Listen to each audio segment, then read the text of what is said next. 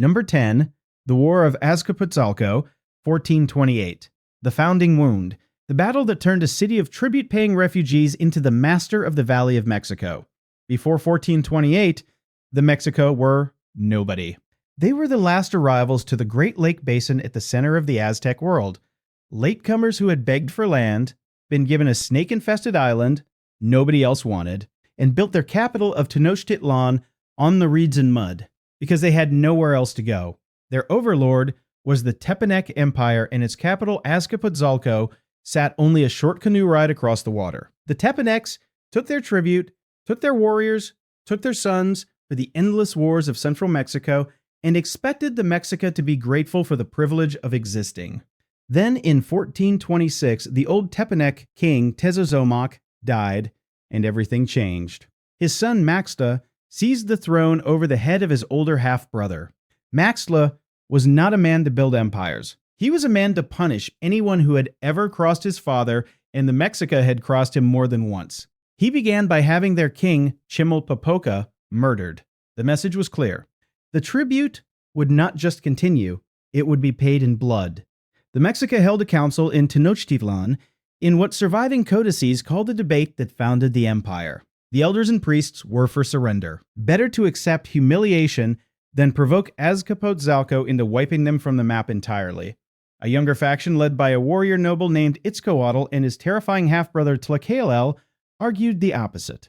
They argued that if the Mexica lost, the men of Tenochtitlan would allow themselves to be sacrificed to the Tepanec gods. If they won, they would rule the valley. The city agreed, and then they went looking for allies. They found two: Texcoco, an old cultured city to the east whose exiled king Nezahualcóyotl had spent years running from Tepanec assassins, and Tlacopan, a small Tepanec city on the mainland whose rulers had their own grudges with Maxtla. 3 cities. And no historian has ever fully agreed on how many warriors, though the surviving accounts point to tens of thousands on each side. What followed was not a battle. It was a war of attrition across the causeways and lake villages that surrounded the Tepanec capital. Running through most of 1428, the Mexica cut supply canoes on the water. They burned outlying towns. When the Tepanec field armies came out to fight the Alliance, ambushed them in the marshes where numbers meant less than terrain. The final assault on Azcapotzalco itself is remembered in later Mexica sources as a bloodletting so total it emptied the city of adult men. Maxtla was dragged from his hiding place in a sweat lodge and killed on the spot by Nezahualcóyotl, who cut open his chest and pulled out his heart in the exact ritual Maxtla's own priests had used for a century. The Tepanec capital was burned. Its lands, its farms, its people, its tribute rolls were divided. Tenochtitlan and Texcoco each took 2 shares. Tlacopan, the small partner, took 1. That division was written into treaty on the smoking ruin of Azcapotzalco, and it became the founding constitution of the Aztec Triple Alliance, the political engine that would conquer central Mexico over the next 90 years. The Mexica went home to Tenochtitlan and told their people something new. They were not refugees anymore. They were not vassals. Their patron god, Huitzilopochtli, the hummingbird of the south, the war god who ate the hearts of enemies, had chosen them. The Spanish would meet the empire that grew out of that war and mistake it for the natural order of the world. What was actually a 90-year-old startup built on the corpses of Azcapotzalco. The founding wound. The wound that never stopped bleeding because after Azcapotzalco, the Mexica understood something no other city in the valley had grasped. War, waged constantly and with religious purpose, could be the state itself. Number 9, the Conquest of Tlatelolco, 1473. Brother city against brother city and a king thrown from his own pyramid. To understand the horror of this battle, you have to understand the geography. Tenochtitlan and Tlatelolco were not 2 separate cities in any meaningful sense. They shared the same island in Lake Texcoco. You could walk from one to the other in minutes over a canal, across a market square. They spoke the same Nahuatl. They worshipped the same gods. They had been founded by 2 factions of the same Mexican migration, separated only by the accident of which patch of reeds each group claimed. For 130 years, they had lived side by side, sometimes rivals, sometimes partners, always uneasy. Tlatelolco held the greatest market in the Americas, a plaza the Spanish would later describe as larger than any market in Constantinople or Rome. Tenochtitlan held the political throne of the Triple Alliance. The two halves of the island each thought the other was living in its shadow. In the 1460s, the Teletoni of Tlatelolco was a man named Mokihuis, and he had married Chalchuanetson, the older sister of the Tenochtitlan king Axayacatl. This was supposed to seal the peace. Instead, it lit the fuse. Mokihuis, by every surviving account, treated his wife with open contempt. He refused to sleep with her, kept her in rags while he lavished gifts on secondary wives, and openly mocked the family of the man now sitting on the throne of Tenochtitlan. When Chalchuanetson sent word across the canal to her little brother, the message was simple. Her husband was preparing war. Axayacatl was young, newly crowned, and had spent his first years dealing with rebellions on the empire's edges. He did not want to fight his brother-in-law. He hesitated. Mokihish mistook that hesitation for weakness. He began sending emissaries to other cities promising them shares of Tenochtitlan's tribute once his forces stormed across the canal. He drilled his warriors in the plazas of Tlatelolco. He rebuilt the Great Pyramid of his city taller than the Templo Mayor across the water, a deliberate insult carved in stone. And in 1473, he made his move. Tlatelolco warriors crossed into Tenochtitlan territory in a dawn attack meant to catch Axayacatl at the ball court with his nobles. But Axayacatl had been warned. The Tenochca were waiting. What followed was the strangest war in the history of the valley, because the two armies fought street by street on the same island, through markets they both used, past temples both cities considered sacred. The Tlatelolco were outnumbered. Their allies never arrived. The Otomi mercenaries Mokiwix had hired broke and ran once the tide turned. By afternoon, the Tenochca had pushed all the way across the canal and up the steps of the Great Pyramid of Tlatelolco itself. And this is where the sources split, and every version is worse than the last. The chronicler, Duran, says Axayacatl climbed the pyramid, found Mokiwix cowering by the statue of Huitzilopochtli inside the shrine, and killed him with his own hands, then threw the body down the steps. The Codex Chimilpahin says Mokihiwix, seeing Axayacatl and the king of Tlopan charging up the stairs shouting for him to come down and fight like a man, turned and threw himself off the side of the pyramid rather than face them. The Codex Mendoza shows him tumbling down the pyramid's face, arms outstretched, blood spilling from his mouth as the temple burns behind him. What every source agrees on is what happened next. The Tenochca massacred anyone they could find in the streets of Tlatelolco. Warriors, priests, elders, boys old enough to hold a spear. The killing only stopped when an old Tlatelolco lord, who was Axayacatl's own uncle, threw himself at the king's feet in the plaza and begged him to end the slaughter. Axayacatl agreed, but the humiliation was only beginning. Tlatelolco lost its king forever. No independent ruler would sit its throne again. The city was demoted to a tributary of Tenochtitlan, forced to pay heavy tribute every 80 days in goods, labor, and warriors for the empire's future wars. The great market was seized by Tenochca administrators. The soaring pyramid Mokihuix had built to challenge the Templo Mayor was left standing, but only as a monument to how quickly a brother could become an offering. The Mexica had shown the valley something new. They would not tolerate rivals, even in their own bloodline. Even on their own island. The pyramid at Tlatelolco is still there. You can walk to it today. The stones Mokihuix fell down are the same stones, and that is why it ranks number 9. Number 8, Taximaroa, 1478 to 1479. The empire's hidden shame. The battle the Aztecs never wrote monuments to, never dedicated a temple to, never celebrated in codices. The battle they lost so completely, they simply stopped writing about the war it was part of. In the 1470s, the Aztecs had a problem, and it lived to their west. The Purepecha, whom the Spanish would later call the Tarascans, had built an empire almost as large as the Triple Alliance itself, centered on the beautiful lake of Pátzcuaro in modern Michoacán. They spoke a language unrelated to Nahuatl. They worshipped different gods, and they had something the Aztecs did not: metal. The Purepecha had figured out how to work bronze. Their spearheads, their axes, their sword tips were harder than obsidian, and did not shatter on impact. In an era where every other Mesoamerican army was fighting with volcanic glass edges lashed to wooden clubs, the Purepecha carried real metal into battle. The Aztec king Axayacatl, the same king who had killed Moquihuix, decided the western frontier had to be closed. He mustered an army the surviving accounts describe as somewhere between 24,000 and 32,000 warriors, the largest expeditionary force Tenochtitlan had ever sent beyond the valley. He marched them west across the mountains toward the Purepecha border town of Taximaroa. He expected to break through. What he found, instead, was a Purepecha army waiting for him. Numbers in the codices climb as high as 40,000 to 50,000 defenders dug in behind fortifications, arranged in the disciplined formations the Purepecha had trained for generations, and carrying in the front ranks those bronze weapons. The battle went on for 2 days.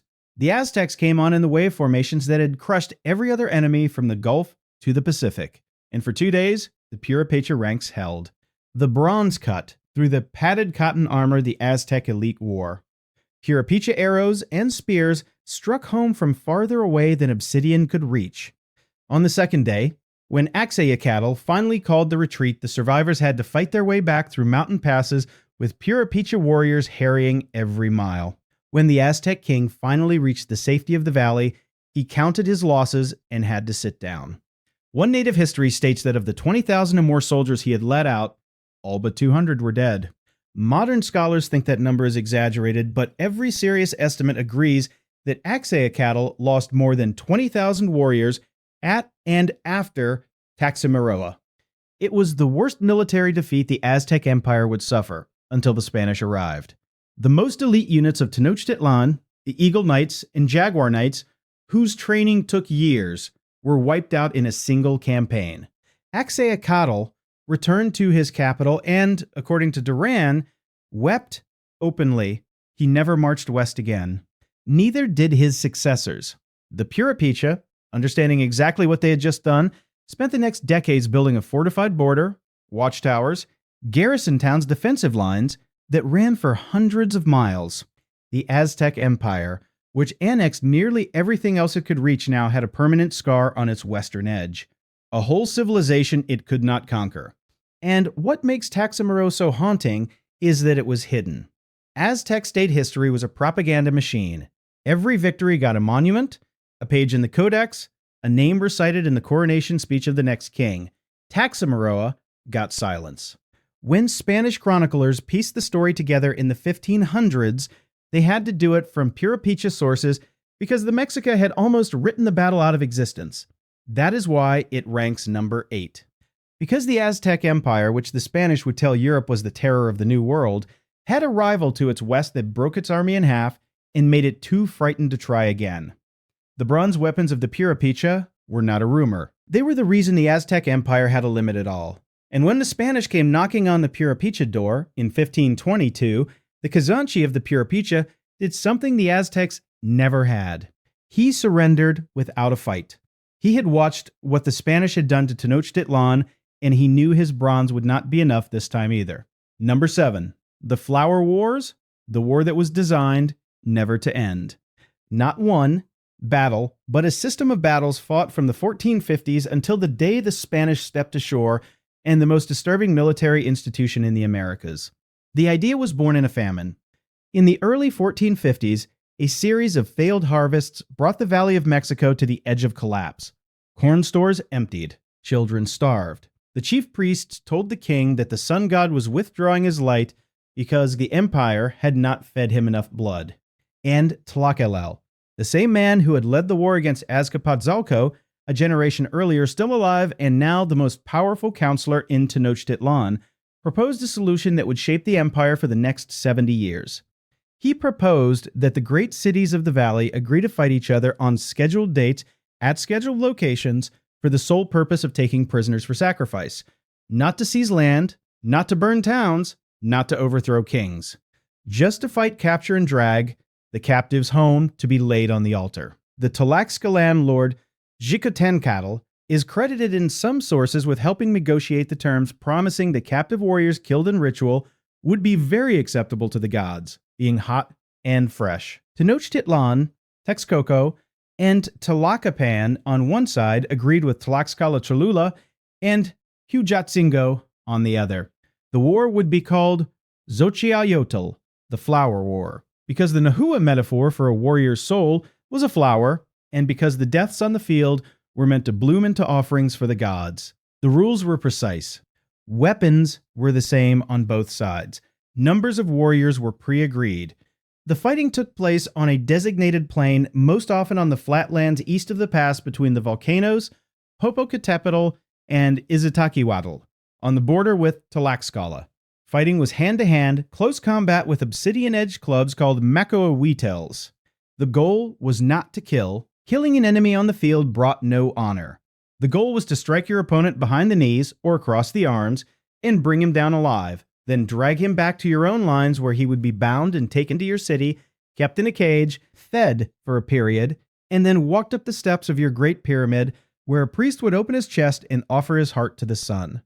And then, weeks or months later, the other side would send an invitation and the whole thing would begin again. Death did happen, wounded men bled out, fighters trampled in the press did not always come home. But the Flower War was designed as a system that could go on forever, because if one side ever completely destroyed the other, the sacrifices would stop and the sun would go dark. The Tlaxcalans, on the receiving end, for generations, remembered it differently. To them, the Flower War was not a religious partnership. It was a slow-motion cull. Every year they lost warriors they could not replace. Every year the altar in Tenochtitlan blood. When the Spanish captain Andres de Tapia later asked Moctezuma II why the Aztec Empire, so much larger, had never simply conquered Tlaxcala, Moctezuma is said to have answered honestly. Because then, he said, we would have no nearby source for captives and no place to train our young men in war. That single answer explains everything about how the Aztec Empire actually worked and why so many of the peoples it dominated joined the Spanish the moment they had a chance. The Flower Wars were not chivalry. They were a machine for keeping a whole neighboring nation alive as a supply of hearts. And when the Spanish saw the results when they walked into Tlaxcala and heard the elders speak about generations of sons never coming home, they understood something about the Aztec Empire that the Aztecs themselves had stopped being able to see. That an empire whose neighbors would rather die fighting alongside strangers than continue to feed its altar was already, in some deep way, doomed. The Flower Wars ranked number 7. Not because of their body count, though the body count across 70 years was enormous. They rank here because of what they reveal about the mind of the empire. This was war redesigned so that nobody won and nobody stopped. War as an institution of state religion, war as an appointment on the calendar, war as a harvest. Number 6, the Temple Dedication Campaigns, 1487, the year the pyramid grew tall enough to see God, and the year the columns of prisoners stretched from horizon to horizon. In 1486, the Aztec king Tizoc died, probably poisoned by his own nobles because he had been a disappointing conqueror. His younger brother Ahuitzotl took the throne. And Ahuitzotl inherited a project. His predecessors had been rebuilding and enlarging the Templo Mayor of Tenochtitlan for decades, each king adding a new layer of stone over the old, each king making it taller. Ahuitzotl announced that his rebuild would be the final and greatest. He would raise the pyramid to nearly 30 m in height. He would gild its shrines, and when it was finished, he would dedicate it with a ceremony that would show every city in the empire, every tributary, every rival, every ally, exactly what refusing Tenochtitlan cost. To feed the ceremony, he needed captives. Not hundreds, not thousands. Tens of thousands. So, in the years leading up to 1487, Ahuitzotl and his generals launched a series of campaigns whose sole visible purpose was to fill the pipeline for the coming dedication. The most brutal of these was the Huastec campaign, driven into the coastal lands northeast of the empire in the humid country of what is now northern Veracruz. The Huastecs were farmers, fishermen, weavers, a people with their own language and their own kings. The Aztec army swept through them town by town, taking captives by the thousand, feeding them into wooden cages along the return route, marching them back across the mountains to Tenochtitlan in columns whose length shocked even the Aztecs' own allies. When the day arrived, the 19th of December, 1487, by the calendars, later reconstructed the ceremony that Ahuitzotl held for the dedication of the sixth stage of the Templo Mayor, became the single largest documented act of ritual killing in the pre-Columbian Americas. Aztec sources claim 20,000 sacrifices over 4 days. Some Spanish reports climb as high as 80,000, which modern scholars believe is exaggerated by the pure logistics of moving that many bodies through the ceremony in that time. But even the more conservative reconstructions accept a figure in the low tens of thousands spread across an unbroken 4-day slaughter. The captives were formed into 4 lines that stretched, according to one account, more than 3 miles each, snaking through the streets of Tenochtitlan and out into the causeways. As the sun rose that first morning, Ahuitzotl himself took a knife alongside the highest priests, and the killing began at the twin shrines atop the pyramid. Priests held each captive over the sacrificial stone. A single stroke of the flint knife opened the chest. Another motion lifted the heart while it was still beating. The body was rolled down the pyramid steps, and the next man was already being pulled up. This continued from dawn to dusk, then it began again the next morning, and the next. The steps of the pyramid ran with blood so thick that Aztec accounts describe it pooling at the base of the temple like a small lake. And Ahuitzotl had made sure of one thing: envoys from every enemy state the empire had ever fought, from Tlaxcala, from Cholula, from the Purepecha border cities, from the Mixtec kingdoms, from all the peoples, the Triple Alliance was still trying to intimidate, had been invited to Tenochtitlan for the ceremony. They were forced to stand in the plaza and watch. Some accounts say they were pinned in a viewing area from which they could not leave so that they could see, for 4 days, what the Aztec state did with prisoners. When it was over, the envoys were sent home with gifts, feathered cloaks, gold ornaments, jade. The gifts were a message. This is what we are capable of. This is what happens if you defy us. This is what happens if you win a war but lose it later. The Aztec captives who died that week were, in a sense, only the material. The real weapon that Ahuitzotl deployed in 1487 was the memory that every foreign lord in central Mexico would carry home. The dedication of the Great Pyramid was not a religious ceremony that happened to involve war. It was a war fought with religion as its weapon. And when the Spanish walked up the same pyramid, 32 years later, and saw its stones still black from Ahuitzotl's dedication, still stained from every subsequent festival, they were not seeing a strange local custom. They were seeing the physical residue of a state policy of intimidation through mass killing. Number 6 is the temple dedication, because it is the moment the Aztec Empire fully industrialized what it had been building for a century. Not war for territory, not war for tribute, war for spectacle, and spectacle deliberately shown to enemies while their sons were the raw material. Number 5. Ahuitzotl's Long March, the 1490s.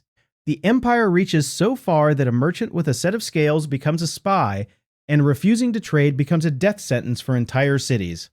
Ahuitzotl was not finished after 1487. Having proved to central Mexico what he was willing to do with a captive population, he now turned to what no Aztec king had ever attempted. He would push the empire's reach to the very edge of Mesoamerica. His target lay 900 miles southeast of Tenochtitlan on the humid Pacific coast where modern Mexico blurs into modern Guatemala. It was called Xoconochco in Nahuatl, Soconusco in Spanish, and it was the richest cacao-producing region in the known world. The chocolate that the Aztec nobility poured over rare fruits, whipped into foam, and drank from painted cups came from Soconusco. It was so valuable that a full cacao bean was a form of currency in the empire's markets, worth its weight in obsidian tools. If Ahuitzotl could take Soconusco, he could take control of the entire cacao supply and turn it into tribute in perpetuity. But 900 miles is a very long way. To conquer a place that far from the capital, Ahuitzotl needed intelligence he did not have. And this is where the story reveals one of the most unnerving institutions of the Aztec state, the Pocheca. On paper, the Pocheca were merchants, long-distance traders who traveled with pack teams, sleeping in caravans carrying loads of luxury goods to be traded at foreign markets for cacao feathers, jade, jaguar pelts, and gold. In reality, they were the empire's forward eyes. Some of them disguised themselves in the clothing of the local people so they could pass unnoticed. They memorized city layouts, Guard rotations, the personalities of local kings, the quality of the roads. They came home with more than merchandise. They came home with maps in their heads. And under Ahuitzotl, the Pacheca became weaponized. When a foreign city refused to trade with them, or worse, when a foreign city robbed or killed a Pacheca caravan, the merchant class in Tenochtitlan brought the offense to the king. The king brought it to his war council, and the war council marched. Refusing to trade with the Pacheca was, effectively, an act of war against the empire. Cities that made that mistake had a way of being emptied in a season.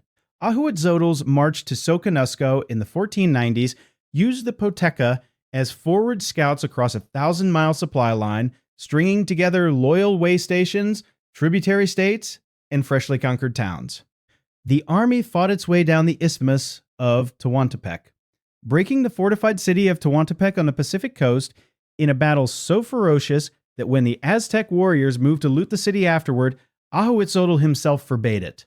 He wanted the city intact as a supply depot. Some of his own soldiers nearly mutinied over the lost plunder, but he held the line. From Tehuantepec, the campaign pushed on, town by town, into the Cacao Country.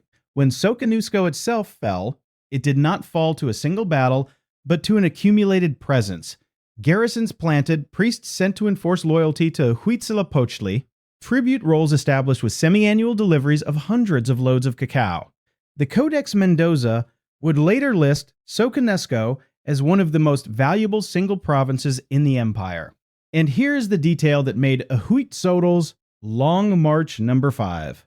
When the local elites of Soconusco, wisely watching what had happened to towns that resisted promise to help the Aztecs conquer even further into what is today Guatemala, they were not just being conquered. They were being recruited. The Aztec Empire had become an engine that swallowed cities and then used them to swallow the next city over. The Long March also demonstrated the doctrine that made the empire so terrifying to its far-flung tributaries. If a distant city killed Poctica and refused tribute, the empire could and would march 1,000 miles to burn it. Distance was not protection. There was no far enough.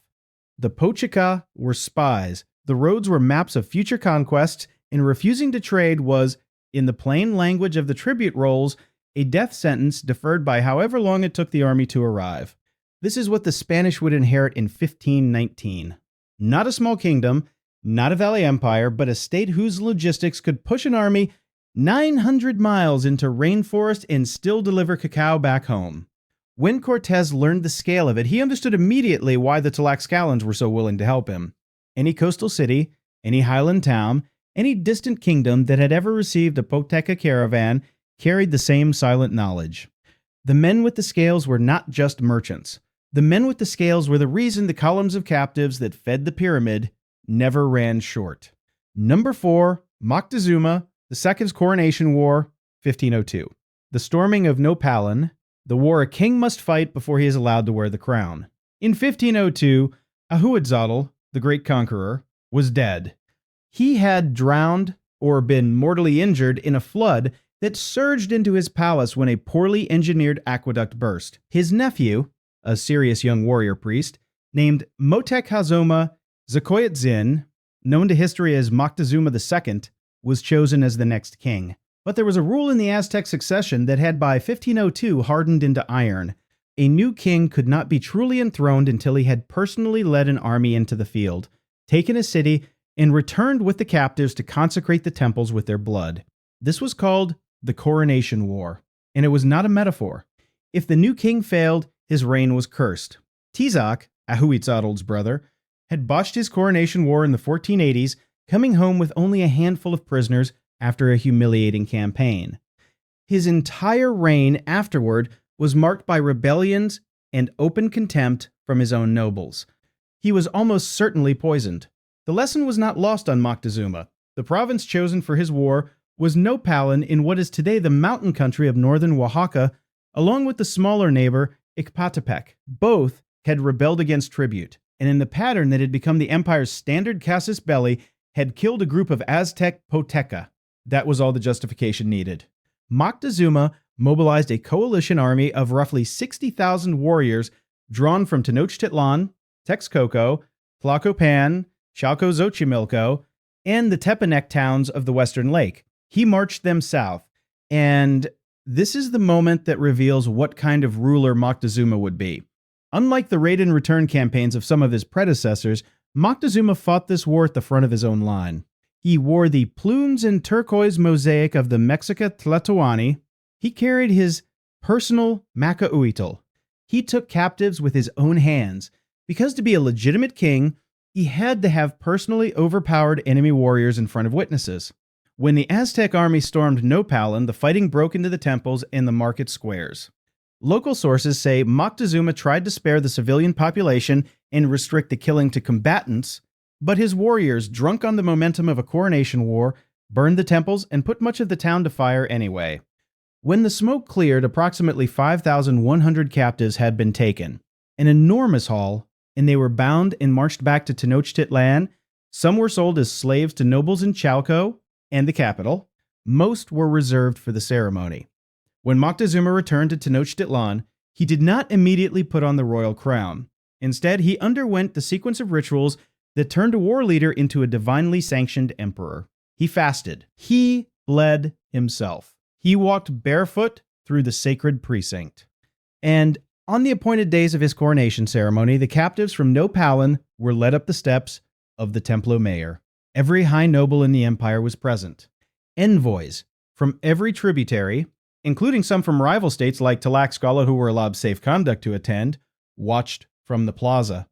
And Moctezuma II personally opened the chests of a portion of the captives from Nopalan with his own hand, offering their hearts before he took up the turquoise diadem that made him the 9th emperor of the Triple Alliance. He was not simply crowned. He was baptized in the blood of a city he had personally destroyed. The Nopalin captives had become the ink in which his kingship was written. This is what a coronation war meant. Not a symbolic hunt, not a training exercise, a required military campaign whose captives became the physical proof that the new king had the favor of the gods. And Moctezuma II, unlike his failed uncle Tizak, had passed the test brilliantly. From 1502 forward, he was regarded as a serious warrior, a legitimate emperor, a man whose kingship had been consecrated in the correct way. He would spend the next 17 years expanding the empire and stabilizing it. Filling in the spatial gaps, his uncle Ahuitzotl had left right up until the moment ships appeared off the coast of Veracruz carrying men in steel plates on animals. No one in Mexico had ever seen. The storming of Nopalin is number 4 because it is the clearest possible window into how the Aztec state understood violence. Not as a means to an end, not even as an instrument of policy, as the very substance of legitimacy. A man could not become king in the Aztec world without personally leading warriors against a city and bringing back the men of that city to die in front of the gods. And the man whose kingship began in that ceremony would, exactly 17 years later, meet the men who would end everything. The Spanish would arrive and find on the throne of Tenochtitlan a ruler whose entire adult life had been shaped by the certainty that the world was held in balance by his personal ability to feed the sun with blood. Number 3, Cholula, October of 1519, the day the rules died. The day the Aztec world learned that the newcomers did not fight for captives. Before Cholula, every war in the Nahua world had followed a set of shared, understood conventions. You brought your warriors, you met the enemy on the field, you captured as many as you could, and killed as few as necessary. Some of the captured died on your altar. Some were ransomed.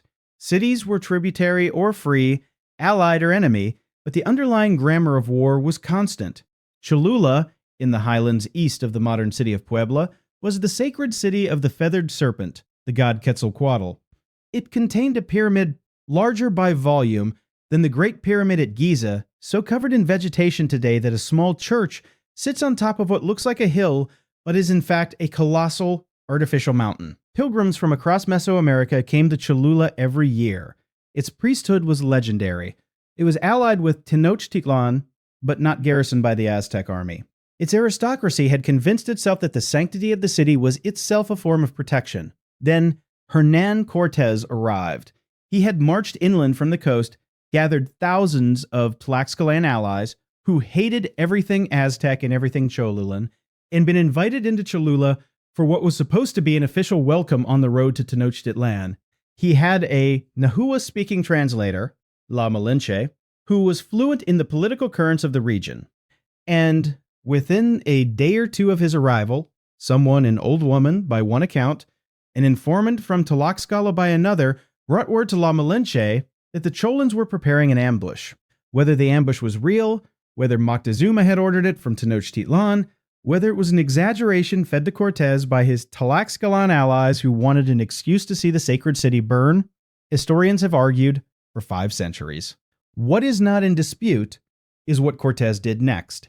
He requested that the entire nobility of Cholula, its priests, its captains, its lords, its high-ranking families, gather in the sacred plaza in the shadow of the Great Pyramid, ostensibly for a farewell ceremony before the Spanish continued on toward Tenochtitlan. The Cholulans came. They came in ceremonial dress.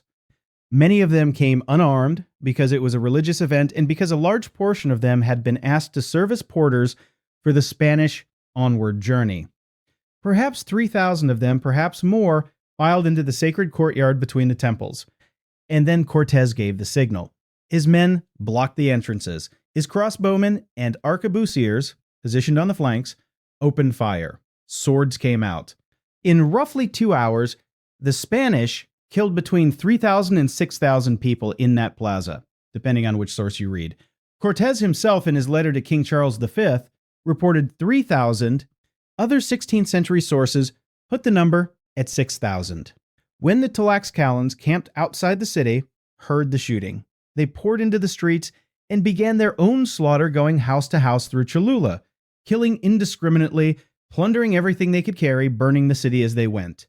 The killing continued for 2 days. The specific horror of Cholula, in Aztec eyes, was not simply the death toll. It was the fact that the Spanish had gathered unarmed nobles in the sacred plaza and butchered them without the possibility of capture, without ritual, without meaning within any framework the Nahua world understood. There was no altar. There were no prisoners. There was no ceremony. The Spanish had simply killed everyone in reach and moved on. When word reached Tenochtitlan and Moctezuma, the second was told what had happened at Cholula. The Aztec sources describe him as physically collapsing. He shut himself in the palace for days. He fasted. He consulted priests. And every serious historian of the conquest has read that moment as the moment Moctezuma II understood something he had been trying not to understand since the ships appeared on the coast. The strangers did not play by the rules of Nahua war. They did not capture for the altar. They did not stop when a city surrendered. They did not care what god the pyramid was dedicated to. They killed everyone in the room and walked out. The Cholula massacre was, in the strictest military sense, a highly successful operation. Cortez eliminated a potential threat on his flank, terrified every city between Cholula and Tenochtitlan into deciding it would rather host the Spanish than fight them, and cemented his alliance with the Tlaxcalans by proving he was serious about destroying their enemies. But its deeper effect was to introduce into the Nahua world a form of war it had never seen, war in which the goal was not to fill the columns of captives, but to break the political spine of a city in an afternoon. The rules of the Flower Wars, the rules of the Coronation Wars, the rules that had governed conflict from Azcapotzalco to Nopalin had assumed that everyone at the table understood the game. Cholula was the day that Assumption died in the sacred plaza with the bodies of unarmed nobles piled in the corners.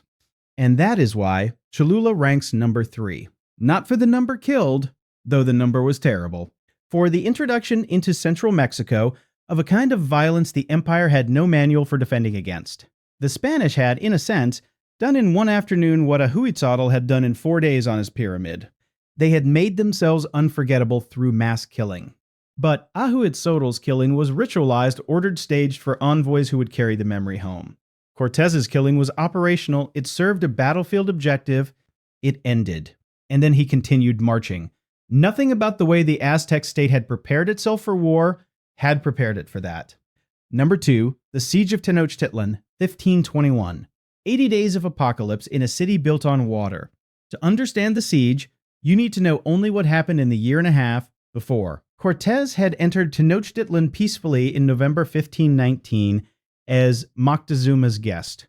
He had eventually taken Moctezuma prisoner in his own palace. In the middle of 1520, he had been forced to leave the city to confront a rival Spanish force. And while he was away, his deputy, Alvarado, had massacred hundreds of unarmed nobles during a festival in the temple precinct. The city had risen against the Spanish. Moctezuma had been killed by Aztec stones or by Spanish knives, depending on which source you believe. Cortés had fought his way out of the city in a nighttime retreat across the causeways, so catastrophic it is still remembered in Mexico by the name the Spanish gave it, the Sad Night. He had lost hundreds of men. He had lost his cannons in the canals. He had lost most of his gold. He had fought his way to Tlaxcalan territory bleeding and half dead.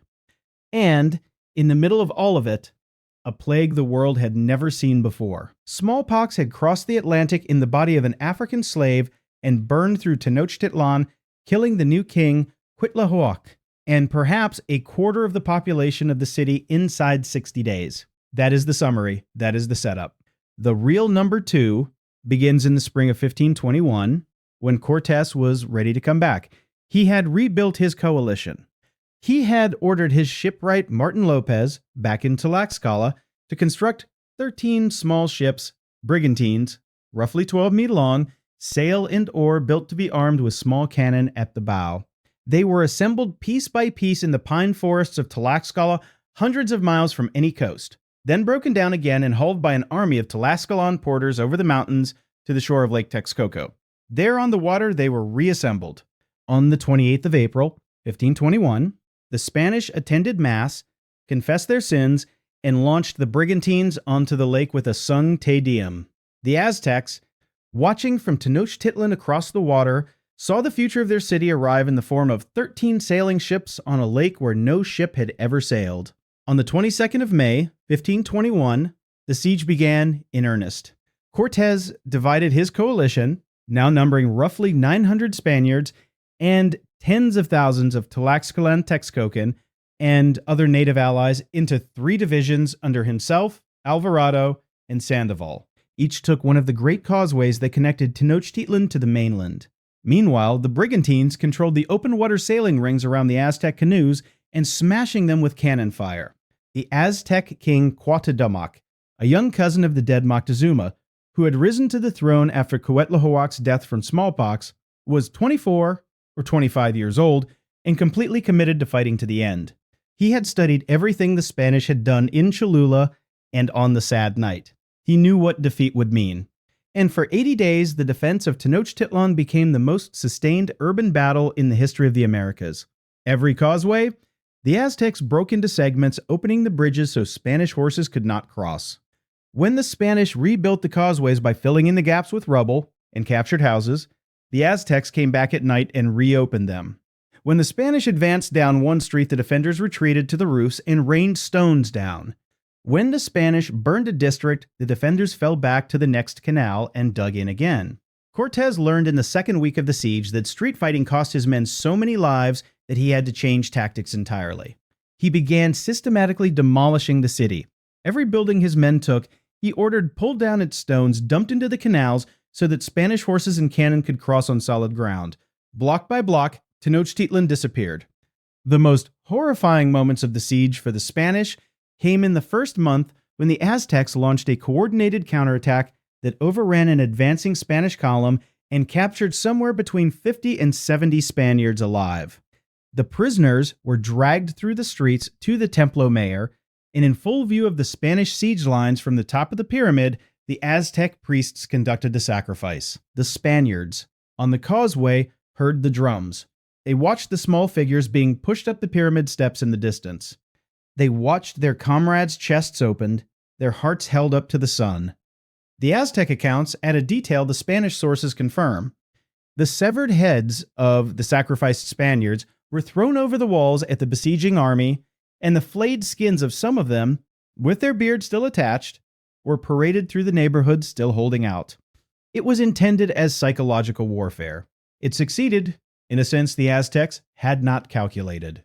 It hardened the Spanish and their Tlaxcalan allies into a fury that had no bottom left in it.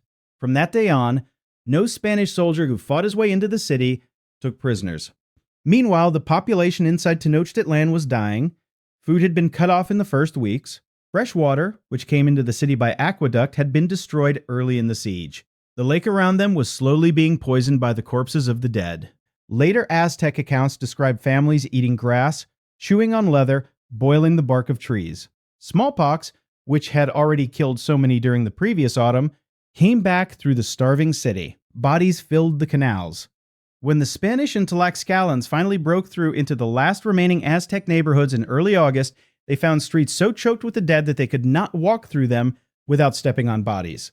The Tlaxcalans, avenging generations of the Flower Wars in a single week, took no prisoners. They killed anyone still standing: men, women, children. Spanish veterans who had marched with Cortez since Cuba hardened men who had fought Moors. Enslavers wrote afterward that they had never seen anything like it and that the shrieking in the streets kept them awake for the rest of their lives. On the 13th of August, 1521, after 80 days of siege, the city fell. The population that had numbered perhaps 200,000 before the war had lost perhaps 100,000. Though estimates run higher, the pyramids stood, but the palaces were rubble. The market of Tlatelolco, where Bernal Diaz had marveled 2 years earlier, was empty. And on the last day of the siege, the last king of the Aztec Empire climbed into a canoe with his wife and a few of his last nobles and slipped out into the lake, hoping to reach the countryside and rally what was left of the empire. He never made it. And that is the beginning of number one. Number one, the last stand of Cuauhtémoc, the 13th of August, 1521. The boy emperor, the canoe, the dagger. Cuauhtémoc, whose name means descending eagle, was 24 or 25 years old on the day the empire ended. He had been chosen as king only 7 months earlier in the winter of 1520 to 1521, after his cousin Cuitlahuac died of smallpox. He had grown up as a warrior noble in the court of his father, Ahuitzotl, the great conqueror, and his uncle Moctezuma. He had watched Moctezuma try to negotiate with the Spanish and be humiliated for it. He had watched the Toxcatl massacre and the Sad Night. He had watched the smallpox burn through his family. When the crown came to him, he took it not as the god king his uncle had been, but as a war leader. He had no illusions. From the day he took the throne, he prepared the city for the siege everyone knew was coming. He fortified the causeways, prepared food stores, rallied the neighborhoods, sent envoys to the Tarascans in the west begging for an alliance against the Spanish. The Tarascans, remembering Taximaroa, refused. Cuauhtémoc fought the 80-day siege from inside the city, moving his headquarters as Spanish demolition drove him back through the streets, finally taking refuge in the Tlatelolco district in the north of the island. In the shadow of the same Great Pyramid, Moquihuiz had thrown himself off nearly 50 years earlier. Even in the last days, when his people were starving and disease-wrecked, and the last Aztec neighborhoods had shrunk to a few square blocks, Cuauhtémoc refused every offer of surrender. Cortez sent messengers repeatedly promising safe passage. Cuauhtémoc sent them back. On the last morning, the 13th of August, 1521, with the Spanish and the Tlaxcalans breaking through the final defensive lines, Cuauhtémoc made his decision. He would not die a captive in the palace. He would try to reach the countryside where perhaps a resistance could still be organized in the mountains. He gathered his wife, Tecuichpo, the daughter of Moctezuma, and a small circle of nobles and priests. They loaded a canoe with the last of the royal treasure, gold, jade, feathered ornaments, and pushed out from a hidden dock into the corner of Lake Texcoco. The Spanish brigantines were watching. A ship captain named Garcia Holguin spotted the canoe pulling out from the reeds and gave chase. The brigantines, sails full in the afternoon wind, ran the canoe down within minutes. Spanish crossbowmen leveled their weapons at the boat, and Cuauhtémoc, standing in the canoe with the Empire's last valuables at his feet, understood that it was over. He identified himself. He asked only that the Spanish spare the women and the children in the canoe with him. Then he asked to be taken to Cortez. Bernal Diaz, who was there, recorded what happened next. Cuauhtémoc was brought before Cortez. He was not thrown to his knees. He was not beaten. According to Diaz, he stood before the Spanish commander with the dignity of a man who had done everything a man could do. And then he spoke. The words have been preserved in Spanish translation from the Nahuatl, and every historian who has written about the conquest has quoted them. He said, "I have done everything in my power to defend my city and my people. I can do no more." And since I come here as a prisoner, and by force, before your person and your power, take that dagger you have at your belt and kill me with it." It was the request of a defeated king who understood exactly what the Aztec world had always demanded of a captive enemy warrior: death by the hand of the victor, cleanly, at once. Cortés refused. He needed Cuauhtémoc alive. The city was pacified, but the countryside was not, and only the last emperor could send the messages that would tell the outlying provinces the war was truly over. Cortés accepted the surrender, praised Cuauhtémoc's courage in the fashion that Spanish nobility offered to defeated equals, and had him housed in comfortable rooms in the ruined city. And then a few weeks later, when it became clear that most of the fabled gold of the Aztec treasury had disappeared, either sunk in the canals during the sad night, or hidden by Cuauhtémoc's advisors, Cortés ordered the last emperor tortured. The soles of Cuauhtémoc's feet were oiled and held to a fire. He never told them where the treasure was. It is possible he did not know. It is possible there was no more treasure. What is certain is that Cuauhtémoc walked with permanent injuries for the rest of his brief life. 4 years later, in 1525, on an ill-fated expedition to Honduras, Cortés hanged him from a ceiba tree on the accusation of plotting an uprising. He was around 29 years old, and this is why the boy emperor pulled from the canoe on the 13th of August, 1521, ranks number 1. Because the 13th of August is still remembered in Mexico City every year, marked with a ceremony at the Plaza of the Three Cultures on the ground where his final defense collapsed. Because the entire arc of these 10 battles, from Azcapotzalco to the Templo Mayor, to the Coronation War, to Cholula, to the 80-day siege, all of it ended in a canoe in the reeds with a young man offering his enemy a dagger. Because in the Nahua world, a warrior's dignity was measured by how he received death, and Cuauhtémoc had asked for the death he was owed, and the Spanish had refused because their world worked by different rules. They kept him alive to use him, then killed him when he was no longer useful and hung him from a tree instead of laying him on an altar. That was the final gap between the two civilizations. Not weapons, not horses, not smallpox. The gap in how death was allowed to be offered. Cuauhtémoc is buried, according to legend, in Ixcatiapan, in Guerrero, where in 1949 bones said to be his were exhumed. The claim is contested.